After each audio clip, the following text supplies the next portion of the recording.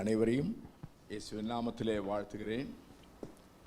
கர்த்தர் இந்த நாளிலும் வந்து கர்த்தருடைய வசனத்தை முதல் ஆராதனையில் இப்பொழுது கூடியிருந்திருக்க உங்களுக்கும் பகிர்ந்து கொள்ள உதவி செய்தபடினால் கர்த்தரை நான் ஸ்தோத்திரிக்கின்றேன்.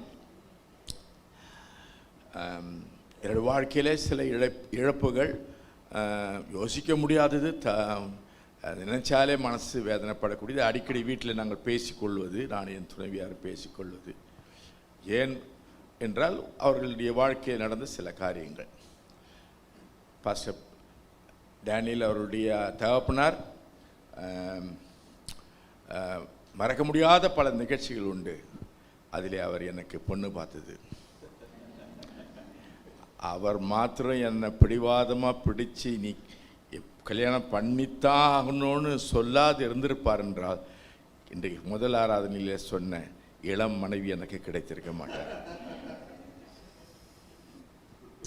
பிடிவாதமாக சொல்லிட்டார், இப்போ பண்ணிதாண்டாகணும் அப்படின்னு சொல்லிட்டார். நாங்கள் தனியாக இருந்தால் வாடா போடான்னு பேசிக்குவோம். பண்ணு சொன்னார். பிறகு அதனுடைய அருமை இப்போ தான் எனக்கு புரியுது. கர்த்தர் நல்ல குடும்பத்தை எங்களுக்கு கொடுத்தார், அதை மறக்க முடியாது. ரெண்டாவது, ஊழியத்தில் அவர் மிக மிக உற்சாகமானவர், அதற்காக எதையும் செய்ய துணிந்தவர் அவர். அது எனக்கு ரொம்ப பிடிக்கும் அவரை குறித்து. மூணாவது, ஒரு பெரிய ஆளாக காண்பித்து கொள்ள மாட்டார், எளிமையான ஒரு மனுஷன். அவருடைய இழப்பு பெரிய இழப்பு. நான் நம்ம திருப்பத்தூரில் பாஸ்டர் சாம் ஜபதர் அவருடைய பைபிள் ஸ்கூலில் பாடம் எடுத்து கொண்டிருக்கேன். செய்தி வந்ததும் என்னால் ஒன்றுமே பண்ண முடியல. உடனே மதியம் கிளாஸ் முடிச்சுட்டு அங்கேருந்து புறப்பட்டு இங்கே வந்து அடக்க ஆராதனையில் இருந்து விட்டு அடுத்த நாள் காலையில் போய் கிளாஸ் எடுக்க கர்த்தர் உதவி செய்தார். அவர் என் வாழ்க்கையில் மறக்க முடியாத ஒரு சிலரிலே அவர் ஒரு விசேஷத்தை தேவதாசனாக இன்றைக்கும் என் உள்ளத்தில் இருக்கிறார். கர்த்தருடைய பரிசுத்த நாமத்துக்கு ஸ்தோத்திரம் உண்டாகட்டும். வேதத்திலிருந்து ஒரு வசனத்தை வாசிக்கலாம். மார்க் எழுதின சுவிசேஷம் 10ஆம் அதிகாரம் 28ஆம் வசனம். அப்பொழுது பேதுரு அவரை நோக்கி, இதோ நாங்கள் எல்லாவற்றையும் விட்டு உம்மை பின்பற்றினோமே என்று சொல்லத் தொடங்கினான். காலையில் நாங்கள் ஒரு விசேஷித்த கேள்விகள் 3 என்று ஒரு தலைப்பில் சில காரியங்களை சிந்தித்தோம். ஆனால் அதில் ஒரே ஒரு மனுஷனை குறித்து மாத்திரம் பார்த்தோம். ஒரே ஒரு கேள்வி குறித்து பார்த்தோம்.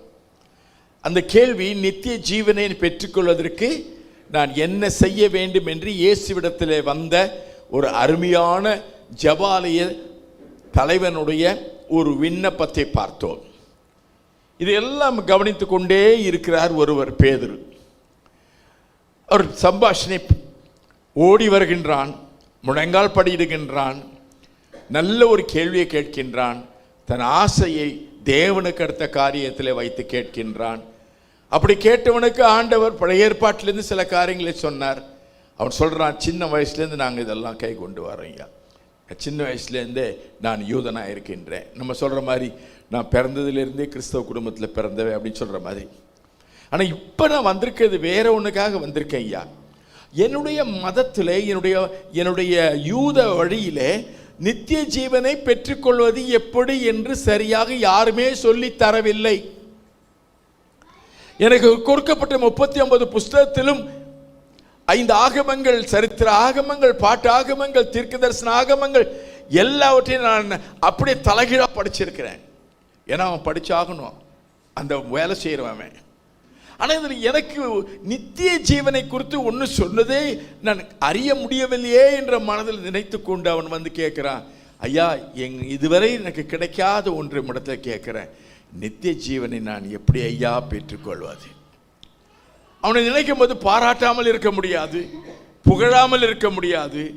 எவ்வளவு ஒரு ஆர்வம் இருந்தால், அவர் ஒரு ஜப ஆலயத்துடைய தலைவனாக இருந்தால் தன் மதிப்பு, மரியாதை, கௌரவத்தை விட்டுவிட்டு வீதியிலே ஓடி வருகிறதை பார்க்கின்றோம். ஓடி வருவது மாத்திரமல்ல, அந்த வீதியிலேயே அவருக்கு முன்பாக முழங்கால் படியிட்டு விட்டார். இதையா இயேசுவுக்கு எந்த யூதர்களும் செய்ய மாட்டார்கள். ஏனென்றால் இயேசுவை பகைத்த கூட்டத்திலே ஒருவர் பரிசேயர், இன்னொருவர் வேதபாரகர், இன்னொருவர் சதுசேயர், இன்னும் பலர் இருக்கிறார்கள். இதில் பரிசேயர் சுயநீதி உடையவர்கள். எனவே இயேசுவை அவர்கள் பகைத்தார்கள். இயேசுடைய 7 கூற்றுகள், அவர் சொன்ன 7 காரியங்கள் அவர் தன்னை இன்னார் என்று சொன்னது. உதாரணமாக தேவ ஆலயத்திலே வந்து தேவனுடைய ஆலயத்தை சுத்திகரிக்கிறேன் என்று சொல்லி கயிற்றினாலே சவுக்கு உண்டு பண்ணி அங்கிருக்க மிருகங்களை எல்லாம் துரத்துகிறார், பறவையெல்லாம் எடுத்துக்கொண்டு போக சொல்லுகிறார்.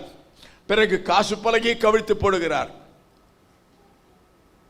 இந்த சனதரின் சங்கம் என்று சொல்லப்பட்ட ஆலோசனை சங்கத்தில் இருக்கிற 71 பேரிலே இந்த பரிசேயர்கள் ஒரு கூட்டம். இந்த இயேசு யார் இதையெல்லாம் செய்வதற்கு, இவருக்கு என்ன அதிகாரம் இருக்கிறது என்று பகைக்கிற அந்த கூட்டத்திலே ஒரு கூட்டத்தை சேர்ந்தவன் தான் இவன். எனவே இவர்கள் கூடி பேசும் பொழுது இயேசுவை குறித்து தீதாய் பேசியிருப்பார்கள். அவர் தன்னை தேவன் என்று சொல்லுகிறார் சொல்லியிருப்பார்கள். ஆனாலும் இவனுக்கு என்ன தோன்றியதோ தெரியவில்லை. இவன் சிறு வயது முதற்கொண்டு கேள்விகள் கேட்டிருப்பான். ஆனால் ஒருவரும் அவனுக்கு நித்திய ஜீவனை குறித்து சொல்லித்தரவோ வழிநடத்தவோ முடியாமல் போய்விட்டபடியினால் இயேசுவை குறித்து அறிந்த இவன் இவரிடத்திலாவது கேட்டு பார்க்கலாம் என்று சொல்லி அவரை போதகர் என்று அங்கீகரித்து, பொதுவாக பரிசேயர்கள் இயேசுவை அல்லது வேறு யாரையும் வெளியாட்களை அந்த ஆசாரிய குலத்தில் பிறக்காத யாரா இருந்தாலும் பரிசேய குலத்தில் வராத யாரா இருந்தாலும் அவர்களை ஆசிரியர்கள் என்று அங்கீகரிக்க மாட்டார்கள். ஏனென்றால் அவர்களுக்கு 2 பள்ளிகள் உண்டு. இந்த பள்ளிகள் எங்கே இருக்கும் என்றால் சாலமோனுடைய மண்டபத்தில் இருக்கும். தேவாலய மண்டபத்தில் இருக்கிற ஒரு பக்கத்திலே இவருடைய சங்கம் இருக்கும், மறுபுறத்திலே மண்டபம் இருக்கும். நுழைந்ததும் அந்த பிரகாரத்தில் அதை காணலாம். அந்த ஆலயத்தில் இருக்கிற அந்த யூதர்களுடைய அந்த பள்ளியிலே 2 விதமான ஆசிரியர்கள் இருப்பார்கள். 2 பேரும் கையை பின்னால கட்டி கொண்டு, அன்றைக்கு இருக்கிற ஆசிரியை சொல்லுகின்றேன், சுற்றி சுற்றி சுற்றி நடந்து என்ன செய்வார்கள், வேதத்தை மனப்பாடமாக போதிப்பார்கள். அதில் ஒரு கூட்டத்துக்கு பெயர் ஷமாய் பள்ளி, இன்னொரு கூட்டத்துக்கு பெயர் கமாலியில் இருந்ததான அந்த பள்ளி அல்லது ஹிலல் பள்ளி என்று சொல்லுவார்கள். ஷமாய் என்பது ஓரளவுக்கு பரவாயில்ல, ஆனால் ஹிலல் என்ற பள்ளியிலே படிக்க வேண்டும் என்றால் அது அவ்வளவு சுலபமே கிடையாது. இன்றைய மாதிரியாக எம்பிபிஎஸ் சேர்வதற்கு, பிடிஎஸ் சேர்வதற்கு ஒரு தொகையை கொடுத்தா போயிடலான்னு பேசிக்கிறாங்க. எனக்கு தெரியல, அது அந்த மாதிரி காசு கொடுத்தெல்லாம் சேர்க்கவே முடியாது. தகுதியின் அடிப்படையில் அம்மா கிட்ட படிப்பான் பையன், அப்பா கிட்ட படிப்பான் பையன், பிறகு ஜபாலயத்தில் ஆலய தலைவனத்தில் படிப்பான். அதற்கு பிறவாக அங்கிருந்து புறப்பட்டு வந்து எருசலேமில் தங்கி அவன் அங்கே ஹிலலுடைய பள்ளியிலே படிப்பான். எப்படி படிப்பான்? அவர் சுற்றி நடக்கிற பாதம் படுகிற இடத்துல உட்கார்ந்து படிப்பான். ஏனென்றால் யூதருடைய நம்பிக்கை, எங்களுடைய கமாலியேல், எங்களுடைய ஹிலல் பள்ளியை சேர்ந்த இந்த மேதைகள் ஆசிரியர்கள் பொதுவாக அவர்களுக்கு டாக்டர் என்று சொல்கிறார்கள். They were the real doctors of philosophy. அவர்கள் வேதத்தை கற்று கரைத்து குடித்து வியாக்கியானம் பண்ணக்கூடியவர்கள். அவர்கள் பாதத்திலே உட்காருவது தேவ பாதத்திலே உட்காருவது போல் என்று பயபக்தியோடு உட்கார்ந்து கொண்டு அவர்கள் படிப்பார்கள். எழுதுவதென்றால் யெகோவா என்ற எழுத்து எழுதுவதற்கு முன்பாக தங்களுடைய கையை சவுக்காரத்தினாலே அல்லது சோப்பினால போட்டு கழுவிட்டு வந்து பயபக்தியாக எழுதுவார்கள். இப்போ நம்ம ஜெபம் சொல்றோம், எங்கள் இயேசுவே வாரும் போம், தானியேல் பாஸ்டரே வாரும், என்னை அழைத்தீர், அதற்கு நன்றி உமக்கு தெரிவித்துக் கொள்கிறேன் அப்படி சொன்னா நீங்க ஒப்புக்கொள்வீங்களா? எங்க பாஸ்டரை பார்த்து நீர் போம் வாம் என்று சொல்கிறார்களே, அவருக்கு வாருங்கள் போங்கள் என்று சொல்ல தெரியாதா? இப்போ நம்ம இயேசுவை பார்த்து என்ன பண்ணுறோம்? எனக்கு இந்த பக்கத்தில் மாங்காடு பக்கத்தில் ஒரு ஊர் இருந்துச்சு. அங்கே ஒரு ஐயா இருந்தார், எனக்கு ரொம்ப பழக்கமான மனுஷன். அவருக்கு கையும் விளங்காது காலும் விளங்காது. அவரை தூக்கி உட்காரத்தான் அப்படி உட்காருவார், படுக்க வச்சா படுத்துருவார், சாப்பிடவும் முடியாது, கை இப்படி தான் இருக்கும் அவருக்கு. அப்படிப்பட்ட வாதத்தில் பாதிக்கப்பட்ட அவருடைய வாயில விசுவாச வார்த்தைகள் வரும். முதல் அவருடைய ஜபத்தை கேட்டு தான் நம்ம ஜபம் எப்படி இருக்கணுன்றதை அறிஞ்சிட்டேன். அவர் ஜபம் பண்ணும்போது ஒரு நாளும் வாரும் இயேசுவே, போம் இயேசுவே, நில்லும் இயேசுவே பண்ண மாட்டார். எங்கள் அன்புள்ள ஆண்டவராகிய எங்கள் இயேசுவே, உங்களுக்கு எங்களுடைய நன்றியை தெரிவிக்கிறோம். உங்களை இந்த நேரத்தில் வரவழைக்கிறோம்.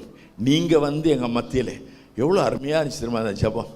ஆனால் நம்ம ஜபம் இன்ன வரைக்கும் நீர் வரும் போம் எப்படி இருக்கு தப்புன்னு சொல்ல வரல, நம்ம பழகிட்டு அந்த மாதிரியாக. அதனால நம்ம பண்ணாலும் அவர் ஆண்டவர் கோச்சிக்கிட்டாருன்னா எத்தனை காரியத்துக்கு அவர் கோச்சிக்குவார். நம்ம பண்ணுற இந்த ஒரு காரியத்துக்கு கோச்சிட்டாருன்னா அவருக்கு எவ்வளவு சகிப்புத்தன்மை இருக்கும். அதனால ஆண்டவருக்கு ஒரு பட்டம் நான் கொடுத்துருக்கிறேன், டாக்டர் ஆஃப் சகிப்பாலஜி. எப்படி நம்மகிட்ட பழகி சகிச்சிட்டார். பழைய ஏற்பாட்டில் சகிக்கிற தன்மையே கிடையாது அவருக்கு.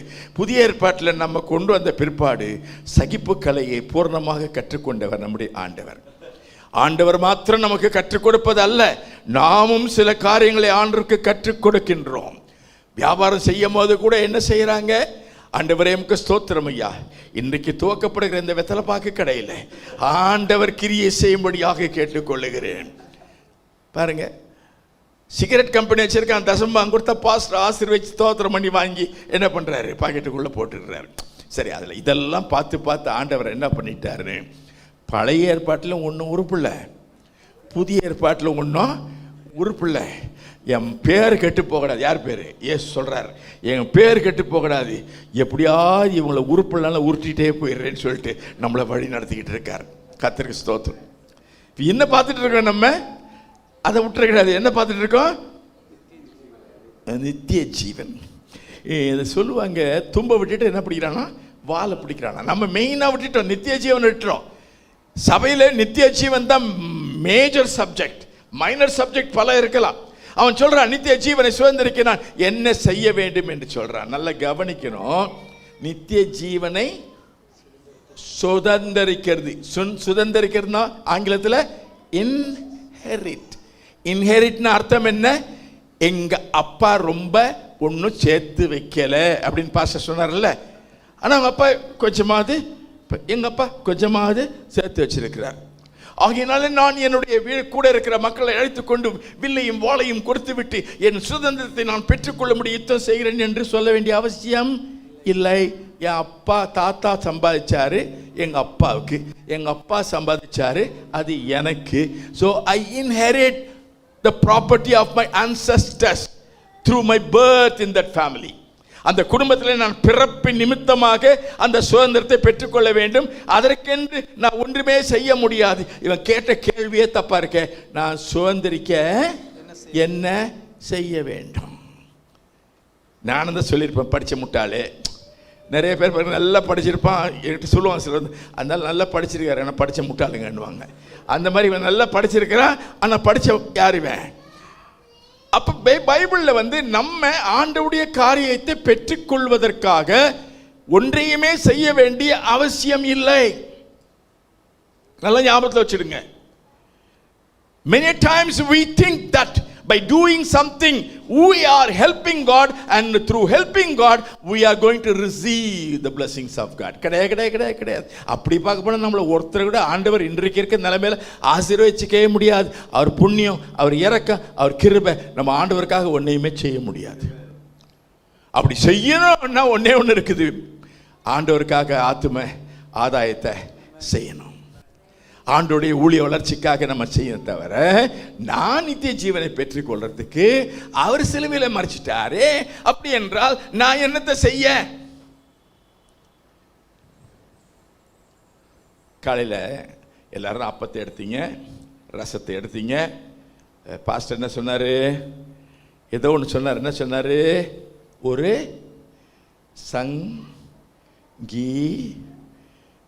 சங்கீதம் சொன்னாரா இல்லையா? சிம்பிளாக சண்டே கிளாஸ் சங்கீதம் சொன்னார். அந்த சண்டே கிளாஸ் சங்கீதத்தில் எத்தனை வசனம் இருக்கு? 6 வசனம். அந்த 6 வசனத்தை எழுதினது யாரு? தாவீது. இந்த 6 வசனத்தை எழுதுவதற்கு முன்பாக அவர் ஒரு நீண்ட அதிகாரத்தை எழுதியிருக்கிறார், 22 அதிகாரத்தை. அதுல எத்தனை வசனம் இருக்குது? இந்த மாதிரி சின்ன சின்ன சங்கீதத்துக்கு சொல்லிடுவோம், அந்த பெரிய சங்கீதத்தில் எத்தனை வசனங்கள் இருக்குது? பரவாயில்ல, பிரட்டி பார்த்தே சொல்லுங்களேன். 31 இருக்குது. 6 வசனம் அனுபவிப்பதற்கு 31 வசனத்தை அவர் அனுபவிச்சார். 6 வசனத்தை நானும் நீங்களும் அனுபவிக்கிறதுக்கு 31 வசனத்தை அவர் அனுபவிச்சார். சிலதை முன்னோடியாக அனுபவிக்க வேண்டியதாக இருக்குது, சிலதை பின்னோடியாக அனுபவிக்க வேண்டியதாக இருக்குது. ஆண்டவர் எத்தனை வருஷம் ஊழியம் செய்தார்? 3 வருஷம் ஊழியம் செய்தார். 3 அப்படி சொல்லணும், 3 வருஷம்தான் ஊழியம் செய்தார். 3 வருஷம் கிடையாது, 3 வருஷம்தான் ஊழியம் செய்தார். அப்படி அப்படி போகிறதுக்குள்ள 1 வருஷம் உருண்டு போகுதே. நான் தப்பாக ஜெபம் பண்ணிட்டேனே, ஆண்டவரே என்னை யாரும் பிரசங்கம் பண்ண மதிக்க மாட்டேன்றாங்க, என் வயசு 22 தான் ஆகுது, ஆகினால கத்தாவே எனக்கு சீக்கிரமாக முடி நரைக்கணும், முடி கொட்டணும், நான் வயசாகணும், அப்படி இருந்தாலும் என்னை எல்லாம் மதிப்பாங்கன்னு சொன்னேன். ஆண்டவர் என் ஜெபத்தை கேட்டு சீக்கிரமாகவே எல்லாத்தையும் கொட்ட வச்சுட்டார். ஆனால் பல்ல மாத்திரம் ஒட்ட வச்சுட்டு இருக்கேன் இன்னும். இப்போ நான் சொல்கிறேன், ஆண்டவரே எனக்கு இந்த 76 மறைஞ்சி 26 அண்டாக்கா கசம் வரக்கூடாதா? ஆண்டவர் சொல்றார், நிச்சயமாக உனக்கு 26 வயசு இல்லை மகனே, என்றைக்கும் இருக்கிற இளமையை உனக்கு கொடுத்து விடுவேன், ஆனால் திருமணம் மாத்திரம் செய்து கொள்ள மாட்டேன் என்று எனக்கு வாக்கு கொடுத்தேன். ஏன் ஆண்டவரே? நித்தியத்தில் ஆண் என்றும் பெண் என்றும் கிடையாது, கொள்ளுதலும் கொடுப்பனையும் அங்கே கிடையாது. அங்கே போய்விட்டால் நீ நல்ல அழகான வாலிபனாய் இருப்பாய். உன் மனைவி சுற்றி சுற்றி வந்தாலும் ஏமாந்து போகாதே. எங்களுக்குள்ள அடிக்கடி பிரச்சனை வரும்போது நான் சொல்லுவேன், என் அழகை பார்த்தா நீ கல்யாணம் பண்ண அப்படின்னு சொல்லி. இன்னைக்கு சொல்ல முடியுமா? நான் ரொம்ப அழகு அப்படித்தானே சொல்லுவாங்க. ஆண்டவர் பாருங்க 3 வருஷம் தான் ஊழியம் செய்தாரு. அந்த 3 வருஷம் ஊழியத்தில் வந்த ஆசீர்வாதம் எல்லாம் எப்படின்னு சொன்னா 30 வருஷத்துல உருவாயிடுச்சு. சிலர்லாம் சொல்லுவாங்க, ஆண்டவர் களிமண்ணில் ஒரு பறவையை செய்தாரா, ஃபூன் ஊதுனாரா, எல்லாம் பறந்து போச்சா. The first miracle was in Cana. கானா ஊர்ல தான் முதல் அற்புதம். அதுக்கு முன்னால் அற்புதம் ஆண்டவர் செய்யவே இல்லை. ஆனா அந்த 30 வருஷம் அவர் செய்தது என்னன்னா, குடும்பத்துக்கு ஏற்றவராக இருந்தார். எப்படி ஏற்றவராக இருந்தார்? அவர் தச்சு வேலை செய்தார் என்பதில் சந்தேகமே இல்லை. நான் அடிக்கடி யோசிப்பேன், ஆண்டவர் வியாதியை தொட்டாரு, அவர் கை ரஃப்பாக இருந்திருக்குமா அல்லது நல்ல சாஃப்டாக இருந்திருக்குமான்னு. எனக்கு தெரிஞ்ச மட்டும் ரஃப்பாக தான் நான் ஃபீல் பண்ணுறேன். ஏன்னா அவர் அதை இழைச்சி மரத்தை தூக்கி வேலை செய்து அவர் என்ன பண்ணார், நமக்கு முன்மாதிரியாக இருந்தார். பவுல் நமக்கு முன்மாதிரியாக இருந்தார். அப்ப அந்த 30 வருஷமும் அவர் தன் தகப்பனுக்காக உழைத்தார், தகப்பன் என்று சொல்லப்படுகிற யோசேப்புக்காக. அதற்கு பிறகு அவர் மறைந்து விட்ட பிறகு யோசேப்பு இளம் வயதிலே மரித்து விட்டார் என்று சரித்திரம் சொல்லுகிறது.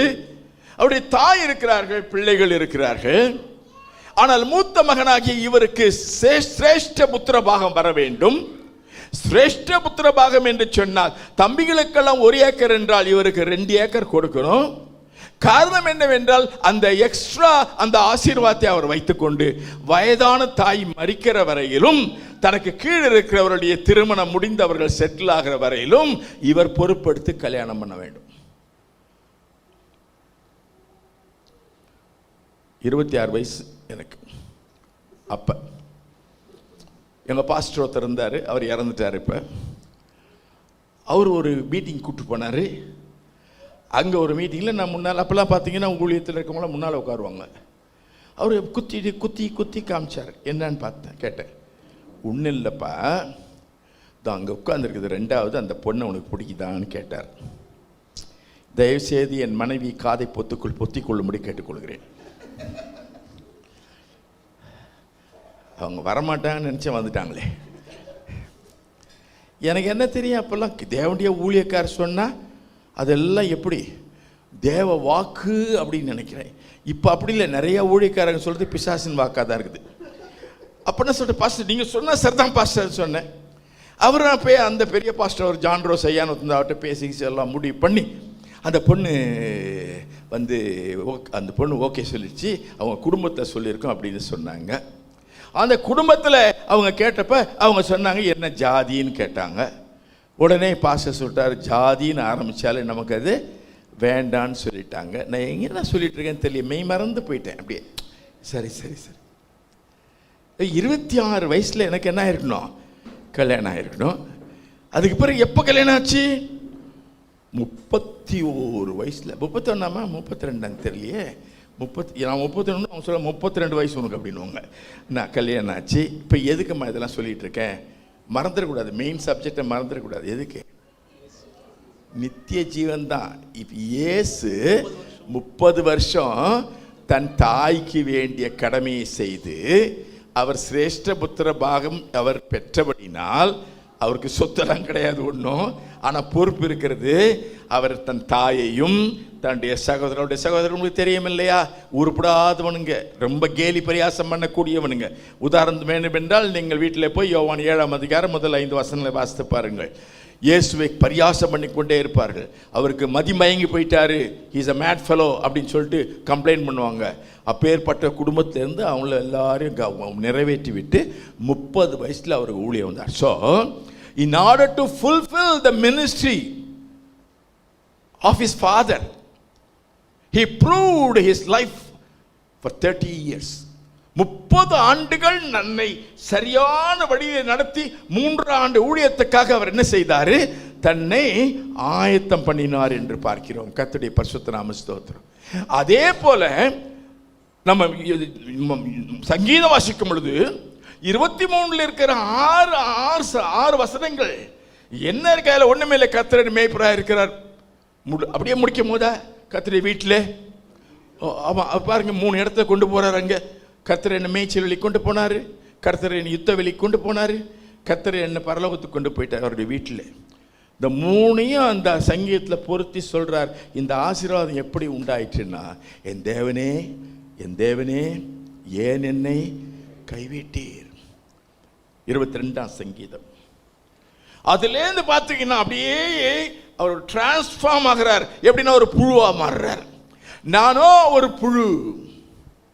இந்த புழு எங்க மாட்டிக்கிச்சுன்னு சொன்னா, நாய்கள் சுற்றி கிடக்கின்றன, பாசான் தேசத்து காளைகள் சுற்றி கிடக்கிறது, கண்டாமிருகம் சுற்றி கிடக்கிறது. இவ்வளவு மிருகங்கள் இருக்கிற இடத்துல நானோ ஒரு புழு. கொஞ்சம் யோசித்து பாருங்க. ஒரு காண்டாமிருகம், ஒரு காளை, ஒரு பிறகு ஒரு சிங்கம், இதெல்லாம் இருக்கு. ஒரு புழு நடுவில் மாட்டிக்கிட்டுச்சுன்னா என்ன ஆகாது? க்ளோஸ், முடிச்சிடும், நசுங்கி போயிடும். அங்கே சொல்லப்பட்ட 3 கூட்டம், ஒன்று யூதர் கூட்டம், ஒன்று சமாரிய கூட்டம், ஒன்று புறஜாதிய ரோம கூட்டம்.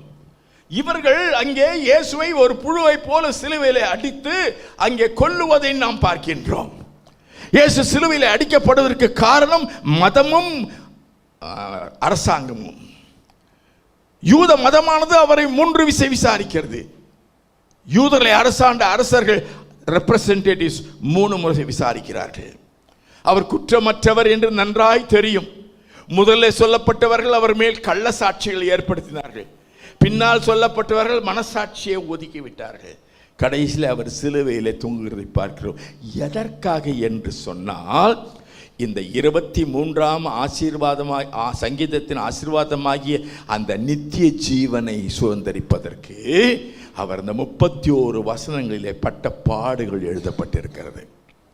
எந்த ஒரு மனுஷன் அப்பத்தையும் ரசத்தையும் கையில எடுத்து ஆண்டவருடைய பாடு மரணங்களை தியானிக்கிறானோ, பாருங்கள் 1 கொரிந்தியர் 11ஆம் அதிகாரத்தை அப்போஸ்தலனாகிய பவுல் இந்த கர்த்தருடைய பந்தியை அனுசரிப்பதற்குரிய சரியான காரணத்தை சொல்லுகிறார். 3 காரணம். ஒன்று, லுக் பேக், இப்ப பார், பின்னால பார், இப்ப பார், முன்னால பார். 3 காலத்தை, பிரசன்ட், பாஸ்ட், பிரசன்ட், ஃபியூச்சர். அவர் சிலுவையில் அறையப்பட்டதை நினைவு கூற வேண்டுமாம். நான் எப்படி இருக்கிறேன் என்று சோதிக்க வேண்டுமாம். அவர் வருமளவும் அதை கை கொள்ள வேண்டுமாம். இந்த 3 காலத்துக்கு உரிய இந்த கர்த்தருடைய பந்தி நம்மை அவருடைய சமூகத்தில் ஆராய்ந்து அலசி ஆராய்ந்து நம்மை ஒப்பு கொடுக்க வைக்கிறது. ஒப்பு கொடுத்தலே நித்திய ஜீவனுக்கு அடையாளமாக இருக்கிறது. ஒரு மனுஷன் தன்னை ஒப்பு கொடுக்க வேண்டும். ஒப்பு கொடுத்தல் என்றால் அர்த்தம் என்ன?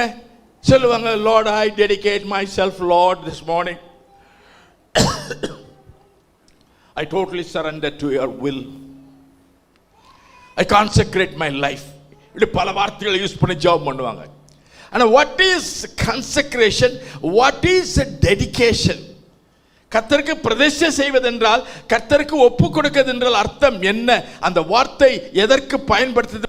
முதல் என்று சொன்னால், கர்த்தருடைய சமூகத்தை கொண்டு வரப்படும் ஒரு மிருகத்துக்கு, அந்த மிருகத்தை கொண்டு வந்து அதன் தலையிலே கை வைத்து சில காரியங்களை செய்வார்கள். பாவியா இருந்தால் பாவி தன் பாவத்தை அது மேல இம்பார்ட் பண்ணணும், அது மேல செலுத்தணும்.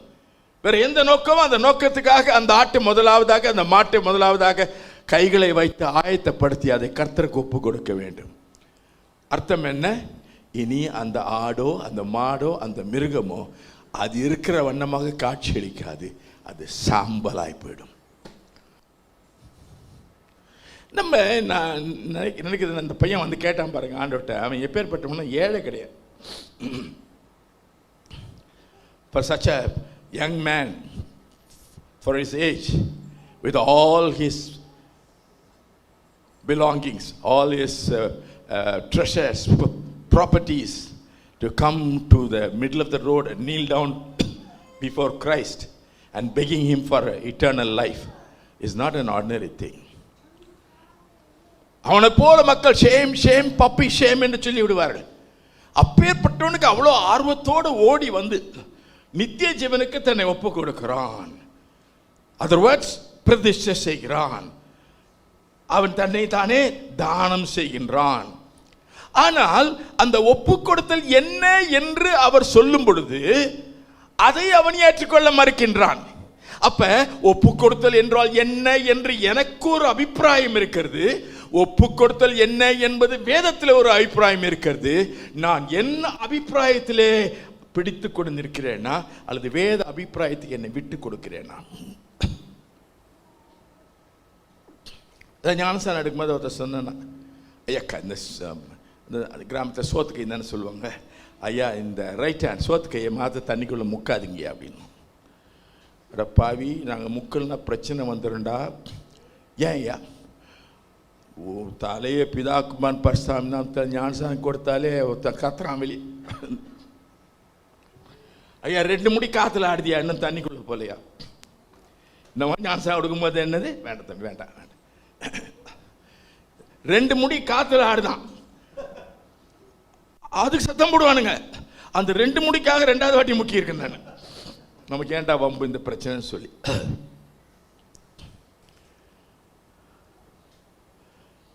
இப்ப நமக்குன்னு ஒரு அபிப்பிராயம் இருக்குது. ரட்சிப்புனா என்ன? நமக்குன்னு ஒரு அபிப்பிராயம் இருக்கு. ஒப்பு கொடுத்தாலும் நமக்குன்னு ஒரு அபிப்பிராயம் இருக்கு. பரிசுத்தனா நமக்குன்னு ஒரு அபிப்பிராயம் இருக்கிறது. காணிக்கனா நமக்கு ஒரு அபிப்பிராயம் இருக்கிறது. ஆனா இது அபிப்பிராயமே தவிர இது தேவ வசனம் சொல்லுகிறதா? இவனுக்கு சொத்து நிறைய இருக்கு, அதை வச்சு அவன் தான தர்மம் பண்ணாம இருக்க மாட்டான். ஏனென்றால் பழைய ஏற்பாட்டில் ஏழை விதவைகள், ஏழை பிள்ளைகள், ஏழை மக்களுக்கு உதவி செய்யும் என்று வேண்டும் என்று பிரமாணம் சொல்லுகிறபடினால் இவன் உதவி செய்திருப்பான். என்னமா அது? ஒன்றும் இல்லை. இன்னைக்கு நம்ம தேவாலயத்துக்கு போகும்போது அங்கே சப்பானிக்கு பண்ணிலாம் உட்காந்துருப்பான். அவனுக்கு காணிக்கை கொடுக்கறதுக்காக ஒரு 10,500 எடுத்து வச்சு அந்த அம்மா சொல்லுவாங்க, 10,500 எதுக்கு 10,500 போடணுமா? நம்ம ஒருத்தர் போட்டால் பரவாயில்ல, அங்கே வர்றவெல்லாம் போடுவான். அதை அப்படி 500 மாற்றிரு, 10,000 உள்ள வச்சிரு. தர்மம் செய்வான். இன்னைக்கு கமார்கட் கடியில் எப்படி, அதுக்கு பேர் என்னது? உங்களுக்குலாம் தெரியாது. அது நான் சின்ன பையனாக இருக்கும் அந்த கமார்கட்னா தெரியுமா? அதாவது தெரியுமா? அதில் பட்ட வேதனை இருக்க பாருங்க. பேசிக்கோ நாங்கள், டை உங்கள் அப்பா கொடுத்த காசில் இன்னைக்கு கமார்கட் வாங்கி நம்ம எல்லோரும் சாப்பிட்றோம், நாளைக்கு நீ தானியல் நீ வாங்கணும் அப்படி. சரி, என்ன பண்ணுறதுன்னா அந்த சட்டை இருக்குது பாருங்கள், அந்த சட்டைக்கு உள்ளே மறைச்சி அதை அப்படியே, அதுக்கு பேர் காக்கா கடி, கடித்து அதை கையை விட்டு நான் பண்ண சொல்கிறேன். சின்ன துண்டா ஒன்று தேடி அவனுக்கு கொடுப்பேன், அடுத்து சின்ன துண்டா தேடி இவனுக்கு கொடுப்பேன், பெரிய துண்டை பதுக்கிடுவேன். அது மாதிரி இந்த தான தர்மம் காணிக்கை சிலர் பண்றதெல்லாம் கமார்கட் கடி. என்னம்மா தசம்பாங்க ஒழுங்காக கொடுக்குறியா? நான் தசம்பாபத்து காலையிலே சொன்னேன், நான் போதிக்கிறது கிடையாது, ஆனால் சபை வளர்ச்சிக்கே தேவைப்படுதே. தசம்பாங்க கொடுக்குறியா? இல்லைம்மா, நீ ரொம்ப நெருங்கணுன்னு கேட்பேன். உங்கள் சபைக்கு எவ்வளோ கொடுக்குறம்மா அப்படின்னு கேட்பேன். அவங்க பயந்துட கிடையாது, நாங்கள் காணிக்கைக்கு வந்துட்டேன்னு நினச்சி. இல்லைங்க, நாங்கள் ஒரு 200 2000 கொடுக்குறோம். உங்கள் சம்பளம் எவ்வளோம்மா? 2 லட்சங்க. 2 லட்சத்தில் தசம்பாங்க எவ்வளோ? ஏன் அப்படி கொடுக்குறீங்க?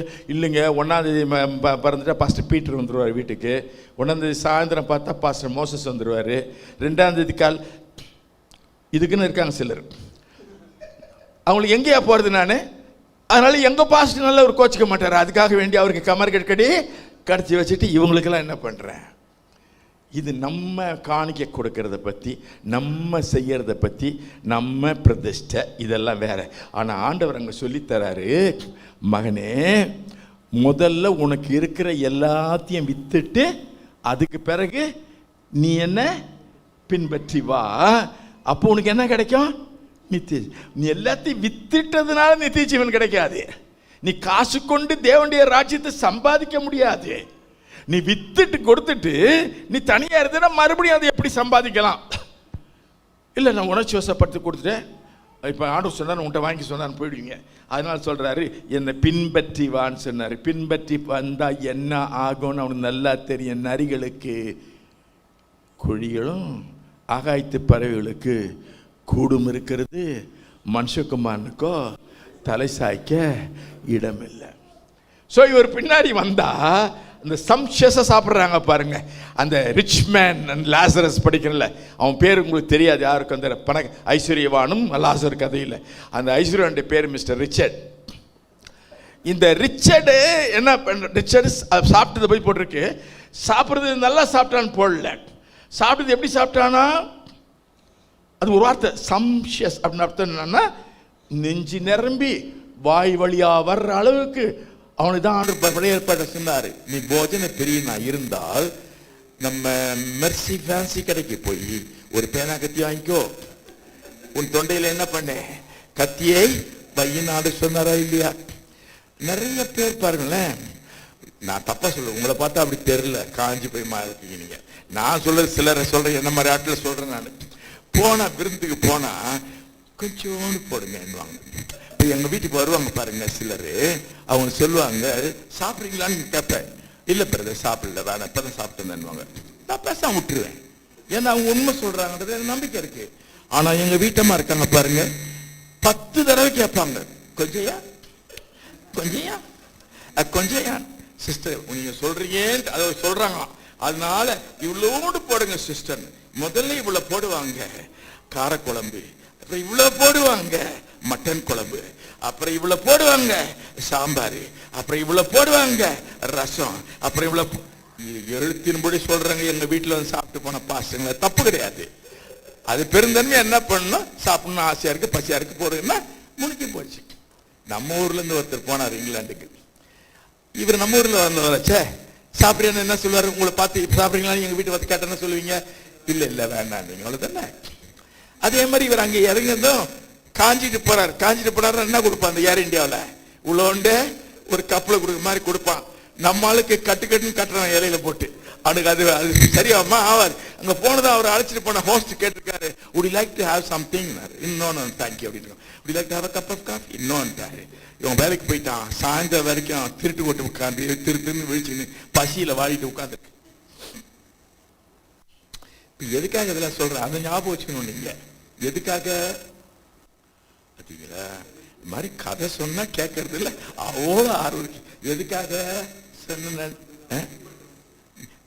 போன ஆகாயத்து பிறகு கூடு இருக்குது, நரிக்கு குழி இருக்குது. ஆனா அர்த்தம் என்னன்னா, நரி ராத்திரில, பறவை பகல்ல, ராத்திரியும் பகலும் சாப்பிடுறது, அதெல்லாம் கிடைக்காது.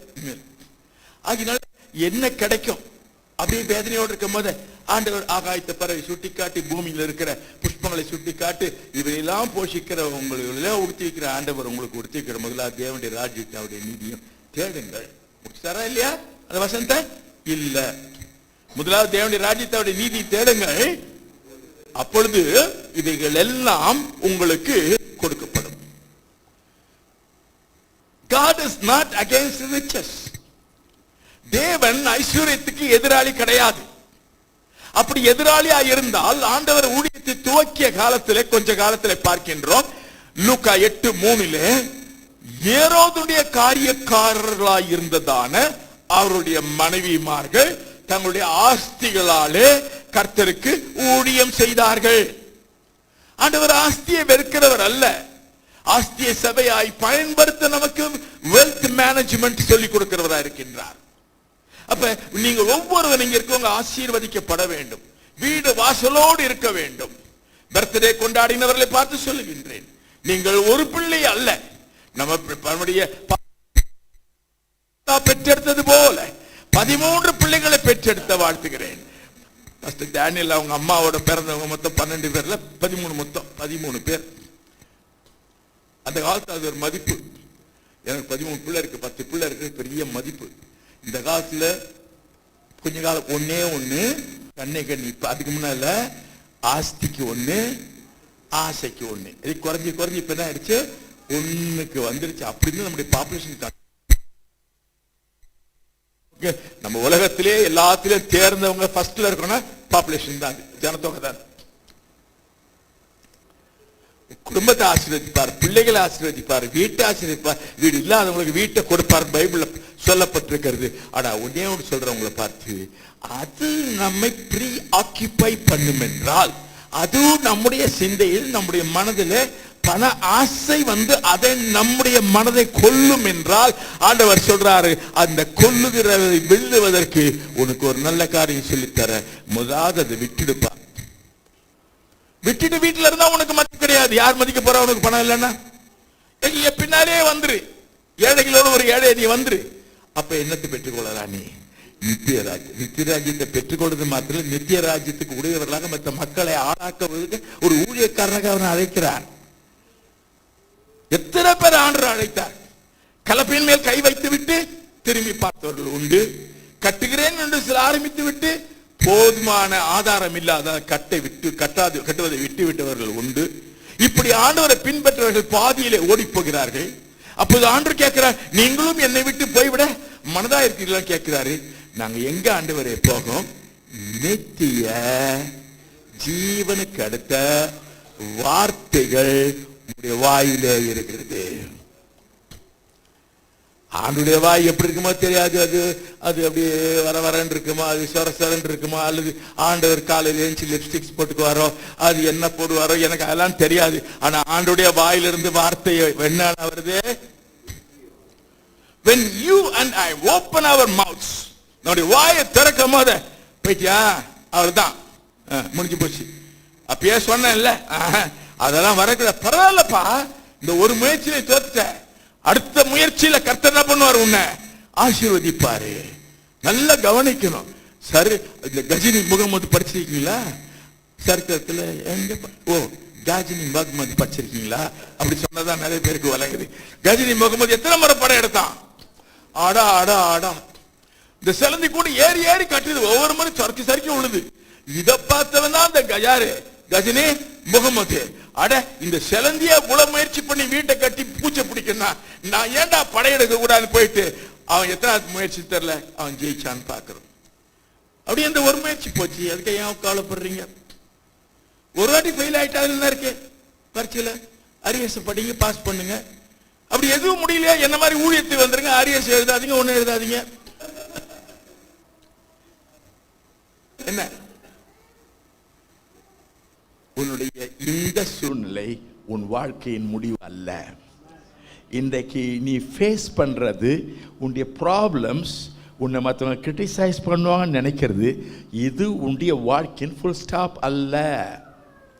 எல்லாருக்கும் அது வாழ்க்கையில் இருந்திருக்கு. நல்லபடியாக ஆண்டுக்கு வாழ்ந்தவங்களுக்கு அன்றியும் தேவன் பக்தியாக நடக்கிற மனதாக இருக்க யாவரும் துன்பப்படுவார்கள். பைபிளில் போட்டிருக்கு. It's not only for believers, it's also for the ministers. துன்பப்படுவார்கள். ஏன்னா துன்பத்தின் நடுவிலே தானே உனக்கு மாபெரும் அழகு காத்திருக்கிறது. இந்த பட்டுப்பூச்சி புழு எப்படி உங்களுக்கு தெரியல, பட்டு இந்த லார்வா கிருவாலாம் சொல்லுவாங்களே, அது தமிழ்லேயே சொல்லியிருந்தேன். முதல்ல பூச்சி என்ன பண்ணுது, முட்டை போடுது, அதுலேருந்து ஒரு புழு வருது. எத்தனை பேர் அந்த புழுவை கையில் எடுத்து, என் பியூட்டிஃபுல் புழுவே, என் நல்ல புழுவே அப்படின்னு கொடுத்துருக்கீங்களா? இல்லை. அது கொஞ்ச நாள் பார்த்தா மறைஞ்சிரும். அது மேலே ஒரு கூடு வந்துடும். அந்த கூட்டுக்குள்ளே அது பரிதாபமாக வந்துட்டு இருக்கோம். அதுக்கு யாரும் உதவி செய்யக்கூடாது. அது அப்படி தான் நகர்ந்தாகணும். ஒரு பையன் பள்ளியில் ஹைஸ்கூலில் படிச்சுட்டு இருந்தவன் இதை பார்த்ததும் அவன் பாட்னி படிச்சுட்டு ஜூவாலஜி படிச்சுட்டு இருந்தான். அவன் என்ன பண்ண, தன்னுடைய கையில் இருக்க சிசர்ஸை கொண்டு போய் அது மெதுவாக அந்த கூட்டை கட் பண்ணி விட்டுட்டான். அந்த புழு அழகாக வெளியே வந்துச்சு. கொஞ்ச நேரத்தில் செத்து போச்சு. That is how it has to become a butterfly. எல்லாத்துக்குமே அப்படிதான். அப்ப இந்த பட்டர்ஃப்ளையா ஆகி அது வெளியே வரும்போது நீங்க எல்லாரும் சொல்ற ஒரு காலத்துல பண்ணிருப்பீங்க அப்படின்னு. என்னது இது? பட்டாம்பூச்சி பின்னாடி போய் இறக்கல பட்டக்குன்னு பிடிச்சிக்குவீங்க. அதை பார்த்து என்ன பண்ணீங்க? பட்டர்ஃப்ளை குழந்தைய கொஞ்சாதவங்க, மனைவியை கொஞ்சாதவங்க கூட இந்த பட்டர்ஃப்ளை என்ன பண்ணுவாங்க? யங் லிட்டில் பட்டர்ஃப்ளை ஃப்ளை அவே அப்படின்னு சொல்லியிருப்பீங்க இல்லையா? அந்த லிட்டில் பியூட்டிஃபுல் பட்டர்ஃப்ளை எங்கிருந்து உருவாச்சு அப்படின்னு சொன்னா, அது புழுவாய் இருந்து அது கூட்டு புழுவாய். ஸோ இது உனக்கு இப்போ இந்த பீரியட் என்ன பீரியட் அப்படின்னு சொன்னா, கூட்டுப்புழு. So your life is going to become a life of butterfly. You're going to fly. ஆனா அதுக்கு முன்னால் இருக்கிற இந்த பாதையில நீ போய்த்தான் ஆக வேண்டும். அதை தவிர்க்கவே முடியாது. அதற்கு நீ கடந்து போவதற்குரிய கிருபையை கர்த்தர் செய்வாரு, தருவார் உனக்கு. பட்டர்ஃப்ளை அடுத்தது என்ன பண்ணும்? இப்போ எங்கள் வீட்டில் பார்த்தீங்கன்னா முருங்கை மரம் இருக்குது, பூ இருக்குது, ஆனால் காய்க்க மாட்டேங்குது. ஏன்?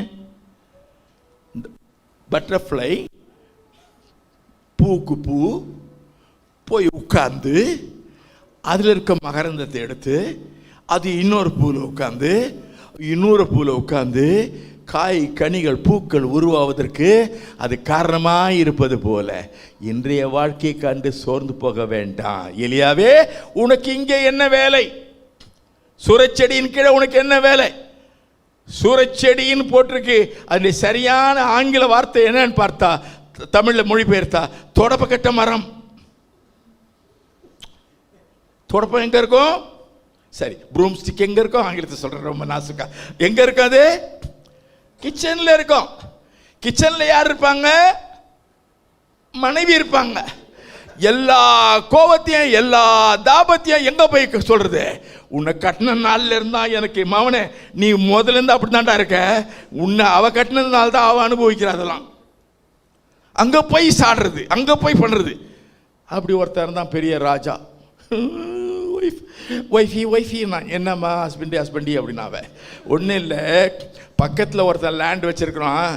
அந்த லேண்டை எடுத்துக்கிட்டு நல்ல லேண்டை கொடுக்கலான்னு அவன்கிட்ட ஆஃபர் பேசினேன். அவன் சொல்லிட்டான், இது எங்கள் மூதாதையருடைய இடம், இதை நான் கொடுக்க மாட்டேன். அதுக்கு ஏன்டா பயப்படுற? ஆடாடாடா, right from the beginning, from the time of Eve, அந்த பெண்களுக்கு இருக்க அந்த சக்தி இருக்குதே, அந்த ஆலோசனை சக்தி, அந்த திட்டமிடுற சக்தி வேற யாருக்குமே இருக்காது. அவ சொன்னா, leave the matter in my hands, என் கையில் ஒப்படைச்சு நீ போட, நான் பார்த்துக்கிறேன்னா. ஐயோ, அழகாக போய் செட்டில் பண்ணிட்டாலே. அவன் செத்து போயிட்டானே, அந்த இடத்த வாங்கிட்டாலே. திராட்சை தோட்டத்தை என்ன மாற்றிட்டான்? கீரை கொல்லையாக மாற்றிட்டான். ஏன்னா ஆகாபுக்கு அல்சர் ப்ராப்ளம். அவன் நாட்டு டாக்டர் சொன்னா, நீ டெய்லி மந்தக்காளி கீரை சாப்பிட்டினா உனக்கு அல்சர் குணமாகும்னு சொன்னான். ஆகினால் என்ன பண்ணா? திராட்சை தோட்டத்தையே கெடுத்து, இந்த படுபாய்க்கு தெரில திராட்சை ரசத்தை எடுத்து குடித்த தீமோத்தியுடைய வயிறு ஹீல் ஆகி போச்சு. அது மாதிரி அதை பயன்படுத்தி இருக்கலாம். அநேகருக்கு அங்கே திராட்சை தோட்டத்தையே என்ன பண்ணுவான்?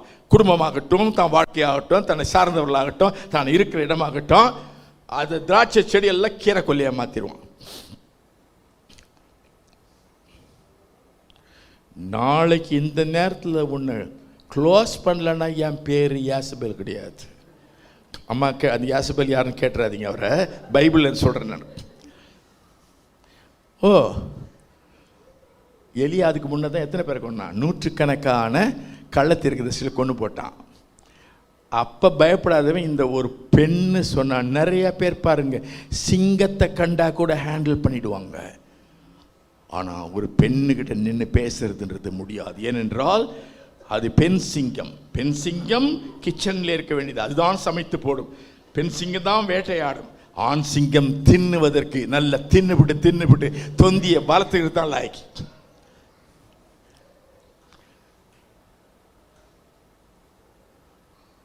நல்லா கவனிச்சுக்கணும். அந்த நேரத்தில் அவங்க போய் ஒரு மரத்துக்குள்ளே படுத்துக்கிட்டான். அது மரமே இல்லையா, அது ஒரு ஷார்ட், ஒரு புஷ் மாதிரி இருக்கும், புஷி பிளான்ட். அது கீழே படுத்தும் போது ஆண்டவர் சொல்கிறாரு, எலியாவே என்னடா பண்ணுற? நான் ஜெபம் பண்ணுறேன் ஆண்டவரே. ஓ பக்தா, உன்னுடைய ஜெபத்தை கேட்கத்தான் இறங்கி வந்திருக்கேன். என்ன ஜெபித்தாய்? உங்களுக்கு தெரியாத மாதிரி கேட்கிறீர்களே. என் ஜீவனை எடுத்துக்கொள்ளும், உங்களுடைய பரலோக கத்தியை எடுத்து என்னை சதக் என்று குத்தும். நாளைக்கு தினமணி பேப்பரில் ஹெட் நியூஸாக அது வரட்டும். பரலோக தேவன் தன் கத்தியை எடுத்து எலியாவை 32 இடத்துல குத்தி, இப்பொழுது எலியாவின் உடல் சவக்கிடங்களில் கிடக்கிறது. சொல்கிறாரு, இவ்வளோ சோர்ந்து போய் படுத்திருக்கிய, உனக்கு என்னடான்னு. உடனே எலியா அப்படின்னா முன்னால் போவோம், இப்படின்னா பின்னால் வந்துடும். அப்படி போயிட்டு இருக்கோம். பார்த்தா ஒரு பெரிய சத்தம் வந்துச்சு, அக்கினி வந்துச்சு. அதில் தான் ஆண்டவர் பேசுவார்னு. இப்போ எப்படி பாருங்களேன், இப்போ நான் பேசிட்டு இருக்கிறது உங்களுக்கு எந்த அளவுக்கு ஈர்க்கப்படுறீங்களோ லைக்கப்படுறீங்களோ தெரியல எனக்கு. இதே நான் பேசுகிற பாணியை மாற்றிக்கிறேன், நான் அந்த காலத்தில் பேசுகிற மாற்றிக்கிறேன். ஹல்லேலூயா, ஹல்லேலூயா, ஹல்லேலூயா, கர்த்தராகிய தேவன், ஹல்லேலூயா, ஹல்லேலூயா, ஹல்லேலூயா உங்கள் நடுவிலே இருக்கிற ஹல்லேலூயா, ஹல்லேலூயா. கொஞ்சம் வருது இல்லை? வரலையா? அதுவும் வராதா? அந்த அக்கினியில் வரன்னு பார்த்தா அதுலேயும் இல்லை. தமால் டிமில் சத்தம் வருதா? அதுலேயும் இல்லை. கடைசியில் மெல்லிய சத்தம். சாப்பிட்டீங்களா? நீங்கள் எல்லாம் சாப்பிட்டீங்களா? நான் சொன்னது காதில் விழுந்துச்சா? இல்லை. இன்னும் கொஞ்சம் அப்படியே அமைதியாக இருங்க, எதையும் பார்க்காதீங்க. இந்த ஃபேன் சத்தம் மற்ற ஏசி சத்தத்தான் கேட்காதீங்க. இப்போ நான் கேட்குறேன், காலை சாப்பிட்டீங்களா? என்ன கேட்டேன்? எப்போ அந்த சத்தம் கேட்கும்? மற்ற எல்லா சத்தத்தையும் ஒதுக்கிட்டா தேவனுடைய மெல்லிய சத்தம் கேட்கும். அப்ப இந்த மெல்லிய சத்தம் என்ன அவனுக்கு சொல்லுதுன்னா, இங்கே உனக்கு என்ன வேலை அப்படின்னு அர்த்தம். ஏன் சோர்ந்து போய் உட்கார்ந்துருக்கிற? சோர வேண்டிய அவசியம் இல்லை. உங்கள்கிட்ட ஒரு பணியை கொடுத்துருக்கிறேன், நீ என்ன பண்ண? ராஜாக்களையும் தீர்க்கதரிசியில் அபிஷேகம் பண்ண வேண்டும், போடா அப்படின்னு அனுப்புறாரு. அதிலிருந்து உருவானவன் தான் எலியா என்று பார்க்கிறோம். எதற்காக சொல்கிறேன் என்றால், இன்றைக்கு நீங்கள் சோர்ந்து போயிருக்கிற உங்கள் வாழ்க்கை முடிவு அல்ல. எழுதி வச்சிடுங்க இந்த தேதியை போட்டு. இதற்கு பிற்பாடுதானே உங்களுக்கு என்ன இருக்கிறது. எப்பவுமே நல்ல சூரிய உதயம் வர்றதுக்கு முன்னாடி எத்தனை மணிக்கு ஏஞ்சாதான்னு தெரியும். சரி, ஒரு 6 மணி போல் வருதுன்னு வச்சுங்களேன். அந்த 3 மணிலேருந்து அந்த 6 மணி வரைக்கும் தான் வந்து பார்த்தீங்கன்னா உலகத்தில் அதிகமான ஆக்சிடென்ட் நடக்குதான். ஏன்னா அந்த நேரத்தில் தான் எல்லாம் தூங்குவாங்களாம். நான் படிச்சே சொல்கிறேன், நான் ஆராய்ச்சி பண்ணல. அப்போ டீப் டார்க்னஸ், ஆழ்ந்த அந்த இருள் இருக்கிற சமயத்தில் ஒன்றுமே தெரியாது, தெரியவே தெரியாது. ஆனால் டக்குன்னு 6 மணிக்கு சூரிய உதயம் வரும்பொழுது எல்லாமே மறைஞ்சு போகிற மாதிரி, பனியகன்று போகிற மாதிரி உங்களுடைய வாழ்க்கையில் ஒன்று சொல்ல விரும்புகிறேன். ஆஸ்திக்கு விரோதமாக நான் பேசவில்லை. ஆண்டவர் உங்களுக்கு ஆஸ்தியை கொடுப்பார் என்பது சந்தேகமும் கிடையாது. கொடுத்த ஆஸ்தியை ஊழியத்தில் பயன்படுத்தினார் என்று பார்க்கிறோம். ஆனால் நான் டைம் ஆகிடுந்தாலும் கொஞ்சம் நேரத்தில் முடிச்சுடுறேன், நிறையா இருக்குது, ஆனால் முடிச்சுடுறேன். ஆனால் மோசையை குறித்து வேதத்தில் இவரை 11 விசுவாச பட்டியலில் வாசிக்கிறோம். அவன் எகிப்தினுடைய ராஜகுமாரத்தினுடைய மகன் எண்ணப்படுவதை வெறுத்து எகிப்தின் பொக்கிஷத்தின் மேலே அவன் நாட்டம் வைக்காதபடிக்கு தேவனுடைய ஜனங்களோடு துன்பத்தை அனுபவிப்பதை தெரிந்து கொண்டபடியினால் தானே அவனுக்கு ஆண்டவர் மறைந்து கிடந்த பொக்கிஷத்தை மலையின் மேலே வெளிப்படுத்தினார். யாருக்கு இந்த டீப்பா இருக்கிற தாட்ஸ், இந்த வேத வசனத்தில் ஆழமாய் பாய்ந்திருக்கிற கிடைக்கும் சொன்னா, எவன் ஒருவன் இந்த உலகத்தில் தன்னை ஈர்த்து கொண்டிருக்கிற பதவி, இந்த பொக்கிஷம், இதை தள்ளி போடுகிறானோ அவனுக்கு ஆண்டவரை கொடுப்பார். அப்படின்னா வேலை ரிசைன் பண்ண கிடையாது. அது மேல் நாட்டம் இருக்கக்கூடாது, பொக்கிஷன் நாட்டம் இருக்கக்கூடாது. தம்பி, ஒரு இடம் இருக்கு, ஆனால் ரொம்ப காஸ்ட்லி. அவர் சொல்கிறார், எனக்கு கொஞ்சம் காட்டுங்க. சொல்லுங்க தம்பி, எனக்கு அந்த இடத்த காட்டுங்க. சார் டேனியல் பாஸ்டர் சொல்லிட்டோம், எனக்கு அந்த இடத்த காட்டுங்க மாமா. சார் நாளைக்கு காலைல போகலாம். அவர் நாளைக்கு காலைல கூப்பிட்டு போகிறேன். அவர் கேட்குறாரு, இந்த லேண்ட் என்ன விலை, அந்த லேண்ட் என்ன விலை? ஒருவேளை நான் தீர்க்கதரிசி நினச்சிடாதீங்க, அவர் 100 சபை கட்டணுன்னாரு, அதுக்கு லேண்டை பற்றி பேசுகிறேன்னு நினச்சிக்காதீங்க. அப்போ நான் சொல்கிறேன், இந்த லேண்ட் வந்து ஒரு 25 லட்சம், அது 26 லட்சம், இது 23 லட்சம். சரி, இது அந்த நிலம் அது வந்து 75 லட்சம். ஊவா, என்னையா காது குத்துற? இது 25, அது 22, அது 26, இது மாத்திரமே 75 லட்சம் அப்படின்னு சொன்னா அவர் காதுல வந்து மெதுவா ஒன்று ஓதுறேன்.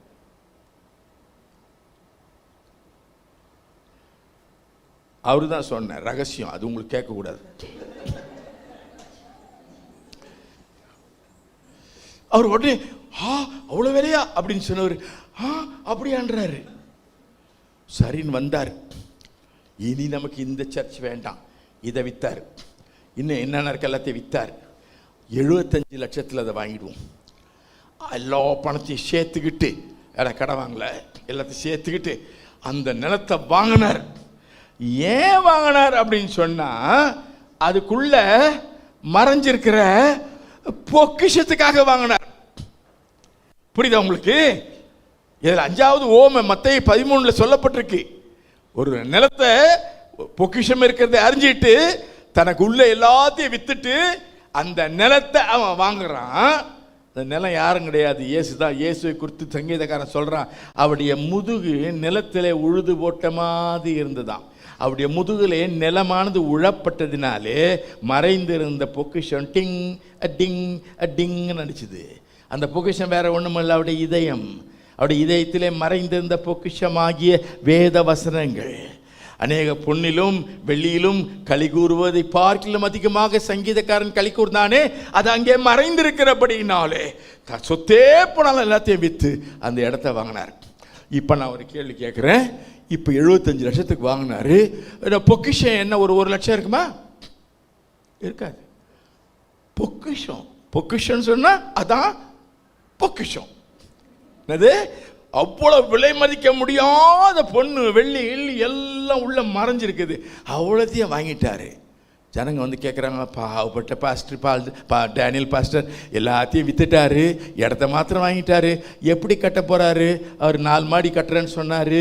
1 மாடிக்கு ஆராதனை நடத்த, விருந்து போட 1 மாடி ஆராதனை நடத்த, 1 மாடி வந்து பர்த்டே மற்றெல்லாம் கொண்டாட, 1 மாடி வந்து ஜப கூட்டத்துக்கு அந்த கூட்டத்துக்கு எல்லாம் 4 மாடி கட்டுறேன்னு சொன்னார். அதுக்கு எங்கேருந்து பணம் சம்பாதிக்க போகிறார்? நம்ம உயிரை தான் வாங்க போகிறாரு. இதை நிறைய பேர் பேசிக்கிட்ட சொல்கிறேன். அப்படி நிறைய பேர் சந்தோஷமாக கொடுப்பாங்க. நிறைய பேர் அப்போ அவர் சொல்கிறார், நீங்கள் ஒருத்தரை பைசா காணிக்க கொடுக்க வேண்டாம், நான் 5 மாடியாக கட்டிடுறார். காரணம் என்ன தெரியுமா? நிலமல்ல, நிலத்துக்குள்ளே மறைந்திருக்கிற பொக்கிஷம். இயேசு சிலுவையிலே மரித்த பொழுது அவருடைய முதுகை குறித்து சொன்னேன். அவர் முழு உடம்புமே உழுது போடப்பட்டது. அந்த உழுது போட்ட அந்த சரீரத்தில் ஒரு பொக்கிஷம் மறைந்திருந்தது. அந்த பொக்கிஷத்துக்குள்ளே அவருடைய வசனம் நிறைந்து கிடக்கிறது. அதை பெற்றுக்கொண்ட ஒரு மனுஷன் என்றைக்குமே ஏழை கிடையாது. வசனம் ஒருபோது ஒரு மனிதனை ஏழையாக வைக்காது. ஏழையா இருப்பது சாட்சி கிடையாது, ஞாபகம் வச்சிருங்க. சிலர் பிரசவம் பண்ணுவாங்க, நானும் பண்ணியிருக்கிறேன். ஊழியக்காரன், குறிப்பாக ஊழியக்காரனுக்கு பணம் இருக்கக்கூடாது, காசு இருக்கக்கூடாது, கார் இருக்கக்கூடாது, பைக் இருக்கக்கூடாது, சைக்கிள் இருக்கக்கூடாது. ஒரு வேளை அப்படியே நான் இல்லாது இருந்திருந்தா நேற்று ராத்திரியே புறப்பட்டு நடந்து வந்திருக்கணும். இங்கே அது இருக்கிறதுனால தான் போகிறோம். இப்போ சொன்னார் இல்லையா, என்னுடைய நண்பர் மார்ட்டின் அவர்கள், பாஸ்டர் மார்ட்டின் அவர்கள் மறிக்கும் போது இந்த ஃபோன் வசதியெலாம் இல்லைன்னு. இப்போ ஃபோன் வசதி இருக்கிறதுனால தான் பாருங்கள், எந்த நேரத்தையும் யாரையும் கூப்பிட்டுறோம். அது மாத்திரம் இல்லை, அந்த யூடியூப்னு ஒன்று இருக்குது பாருங்கள். ஆராதனையில் உட்கார்ந்து கொண்டே திருட்டுத்தனமாக அந்த யூடியூபை அந்த சைலண்ட் மோட்டில் வச்சே பார்த்துட்ருக்கோம் பாருங்கள். இந்த ஃபெசிலிட்டிலாம் உண்டாயிருக்குமா? என்ன சொல்ல வரேன்னா, நித்திய ஜீவனை பெற்றுக்கொள்ள சரிங்க, ஆண்டவர் சொன்னார், வழி சொன்னார், இவன் போயிட்டான். அப்போ பேதுரு கேட்குறாரு, ஐயா இப்போ என்ன அது எப்படி பேசியிருப்பாங்க. அவர் சொல்கிறாரு, ஐஸ்வர்யவான்கள் பரலோக ராஜ்யத்தில் பிரவேசிப்பது எப்படியா? கூடாத காரியம். கோச்சிடாதீங்க, அவர் தான் சொன்னார். 10 நிமிஷம் ஜாஸ்தியான பரவாயில்லன்னு சொன்னார். என் மேல் பாவம் நான் பழி அங்கே போடுங்க. ஒரு உதாரணம் சொல்கிறார். ஒட்டகமானது இது சாத்தியமா சொல்லுங்கள்? இன்றைக்கி என்ன, நீங்கள் வீட்டுக்கு போயிட்டு ஒரு ஊசி எடுத்துக்கிட்டு மண்டல் ஒரு ஜூவுக்கு போயிட்டு ஒரு ஒட்டகத்தை கூப்பிட்டு வந்து அந்த ஊசி காதில் அமுக்கி அமுக்கி தள்ளுங்க, போகுதா பார்க்கலாம். அப்போ ஆண்டவர் பொய் சொன்னாரா? ஊசியின் காதில் போயிடுமா? அப்போ ஆண்டவர் சொன்னது பொய்யா? ஒரு தையல் ஊசிக்குள்ளே அந்த காதுனா அந்த ஓட்டைக்குள்ளே ஒரு ஒட்டகத்தை அனுப்ப முடியுமா? முடியும். ஏனென்றால் எருசலேமிலே பல வாசல்கள் உண்டு. அதிலே ஒரு வாசலுக்கு பெயர் ஒட்டக வாசல். அதாவது வெள்ளிக்கிழமை மாலை 6 மணிக்கு மேல எருசலேமுடைய எல்லா வாசல்களும் மூடப்பட்டு விடும். காரணம், அடுத்த நாள் ஞாயிற்றுக்கிழமை, சனிக்கிழமை ஓய்வு நாள். அலங்கார வாசல் மாத்திரம் திறந்திருக்கும். அதில் உண்மையான யூதர்கள், யூத மார்க்கத்தை அமைந்தவர்களும் வர முடியும். அப்படி என்றால் வியாபாரிகள் எருசலேமுக்குள் வர வேண்டும். எருசலேம் பட்டணத்துடைய வாசலெல்லாம் மூடப்பட்டிருக்கும் போது ஒருவேளை ஒரு வியாபாரி ஒட்டகத்தை கொண்டு வந்தால் அவன் எப்படி வர்றதுன்னா, அதுக்குன்னு நம்ம ரயில்வே கேட்டில் போடுற மாதிரி ஒரு கேட்டு உண்டான். அதில் இந்த ஒட்டகம் என்ன பண்ணுமா, வண்டி போட்டுக்கிட்டு அப்படியே உள்ள நுழைஞ்சு போயிடுமா. ரொம்ப கஷ்டமா. ஆனால் ஐஸ்வர்யவான் எங்கே போக முடியாது. இவங்க போவாங்க பரலோகத்தில். அங்கே மிஸ்டர் பீட்டர் நிற்பாராம். அவர் அட்டண்டன்ஸ் ரெஜிஸ்டர் வச்சுருப்பாராம். உன் பேர் என்ன, பால் டேனியல் கேட்பாராம். Oh Paul Daniel, yes your name is here, but உனக்கு பரலோகத்தில் உனக்கு மாளிகையில் ஒரு கூரை வீடு, பரலோகத்தில் கூரை வீடு இருக்கும் கேட்குறப்ப சில பிரசங்க பிரசங்கம் பண்ணுறான். உனக்கு வந்து சாங்ஷன் பண்ணிக்கிறது கூரை வீடு தான். நீ நல்ல மனுஷனாக இருக்க, உனக்கு ஒரு மேன்ஷனை கொடுக்குற, பெரிய மாளிகையை கொடுக்குற. இதெல்லாம் கிடையாது. பரலோகம் போன என்ன ஜீவன் இருக்கணும், நித்திய ஜீவன் இருக்க வேண்டும். இந்த பேதுரு சொல்கிறாரு, ஐயா அது சரிங்க ஐயா, போக முடியாத யார் தான் போகிறது அப்படின்னு கேட்குறாரு. அது கேட்டுட்டு தேவனால் முடியாது, மனுஷனால் முடியாது, தேவனால் கூட சொல்லிட்டு ஆண்டவரை பற்றி அடுத்தவர் கேள்வி கேட்குறான். காலையில் சொன்னேன், ஒரு ரூலர் ஒரு கேள்வி கேட்டான், ஒரு லாயர் ஒரு கேள்வி கேட்டான், இப்போ ஒரு அப்பாஸ்டல் ஒரு கேள்வி கேட்டான். என்ன கேட்குறேன், நாங்கள் எல்லாத்தையும் விட்டும் பின்னாலே வந்தோமே. என்னடா பேசுகிற நீ பேதுரு, பரவாயில்ல கோச்சிக்கிட்டா, நான் அவர் எப்பவுமே வாங்க போங்க தான் சொல்லுவேன். இன்றைங்க மாத்திரம் ஒரு 10 கொஞ்சம் மரியாதை குறைவா பேசிடுறேன். என்ன சொல்கிற நீ, எல்லாத்தையும் எங்கடா விட்ட, அந்த மரப்பெட்டிக்கு உள்ள அடியில் உன் வலையை வச்சுட்டு வரல, எங்கே விட்ட நீ? அந்த வலையை போய் எடுத்து மறுபடியும் ஓதரி எதிரி ரிப்பேர் பண்ணிட்டு மறுபடியும் கடையிலே நீ மாத்திரம் கெட்டு போகாதபடிக்கு கூட 6 பேரையும் கூட்டிட்டு போயிட்டியா இல்லையா? அப்படின்னு அர்த்தம் தான். விட்டார் அவரு. ஆனால் நேரம் வந்தப்போ ஒரு நேரம் தொட்டாரு. ஆனால் கர்த்தர் என்ன பண்ணார், அவரை அதையும் விட்டு வருவதற்காக ஒரு சந்திப்பு. Second time, the first time அவர் யோர்தான் நதிக்கரையிலே அவரை அழைத்தார். லாஸ்ட் டைம் கலிலேயா கடல் கரையிலே அவனை மறுபடியும் புதுப்பிக்கிறதை பார்க்கிறோம். அப்போ அவர் சொல்கிறாரு, எனக்காக எல்லாத்தையும் விட்டுட்டியாப்பா? அவர் சொல்கிறார், எனக்காக வீடு வாசல் மனைவிகள் பிள்ளைகள் எல்லாத்தையும் விட்டவர்கள் இம்மையில் நூறத்தனையாக மறுமையில் நூறத்தனையாக பெற்றுக்கொள்வார்கள். நிறைய பேர் சொல்கிறது, என்ன சொன்னீங்க நீங்கள்? வீடு வாசல் குடும்பம் மனைவி. ரொம்ப ஆண்டு கேர்ஃபுல்லாக எழுதுறாரு. அங்கே தப்பாக நினச்சிங்க, நான் வேடிக்கை சொல்கிறேன்னு. அங்கே எழுதும் போது அவர் சொல்கிறார், 100 பற்றி பேசும்போது மனைவின்ற வார்த்தை கிடையாதுங்க, மற்ற எல்லாம் கிடைக்கும். இப்போ உங்களுக்கெல்லாம் இந்த சபையில் ஒரு அப்பா இருக்காருன்னா யாரை சொல்லுவீங்க? ஒரு ஆவிக்குரிய அப்பா யாரு சொல்லுங்க? டேனியல். இவர் பணக்காரரா, நீங்க பணக்காரரா? அட்லீஸ்ட் மினிமம் 100 பேர் இருக்காங்கல்ல. இப்போ 100 பேர் வீடு வாசல் எல்லாம் யாரு? அப்பா. அப்பா கொடுத்துறாதீங்க, அப்பா தான். அதுக்கு எல்லாரும் யாரு? அப்பா தான். எங்க சபைக்கு அப்பா தான். அவங்களுடைய சொத்து சுகம் எல்லாம் யாரு? அப்பாவுடைய ஆசீர்வாதம் தான், ஜபம் தான். அவங்களுக்காக வீடுல ஜெபம் பண்றது, அவங்க வீட்டில் போய் ஜெபம் பண்ணுறது.